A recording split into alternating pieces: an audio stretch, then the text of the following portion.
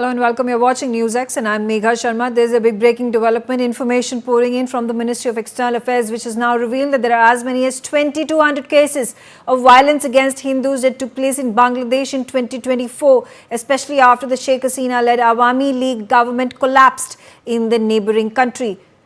The government noted that 112 cases were also reported in Pakistan during the same period. Renik on the telecast with me. Renik, shocking figure of 2,200 people that the Ministry of External Affairs has at this point of time released that were killed in Bangladesh. They were all Hindu minority community members.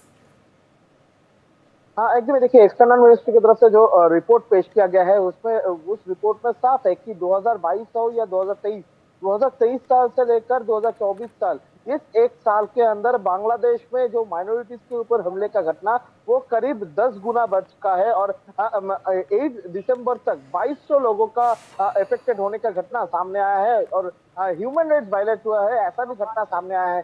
जो 2200 cases सामने आया है उसमें maximum cases ही दिखा जाएगा तो अगस्त महीने के बाद, यानी शेख हसीना का सरकार जब गिरा था उसके बाद से मोहम्मद यूनिस का ये सरकार इंटरिम गवर्नमेंट फॉर्म होने के टाइम तक ये जो 8 दिसंबर तक ये 2200 केसेस दायर किया गया है और 2200 केसेस दायर करना बांग्लादेश के लिए एक बहुत ही शर्मनाक चीज है, क्योंकि इसके पहले अगर देखा जाए तो 2022 साल में 200 के ऊपर केस और इसके अलावा 2023 में 300 के आसपास केस है जिस जगह, उस जगह में 2024 साल में ये केस का संख्या जो है वो 2200 पहुंच चुका है, यानी करीब 10 गुना बढ़ चुका है जो हिंदुओं के ऊपर हमले का घटना। लगातार जो इंटरिम गवर्नमेंट फॉर्म होने के बाद हिंदुओं के ऊपर हमले का घटना सामने आ रहा था, मगर इंटरिम गवर्नमेंट की तरफ से बार बार से कहा जा रहा था कि इस तरीके का कोई घटना अभी तक घटा नहीं है। बांग्लादेश में जो माइनॉरिटीज है वो सुरक्षित है, इस तरीके का बयान भी सामने आ रहा था।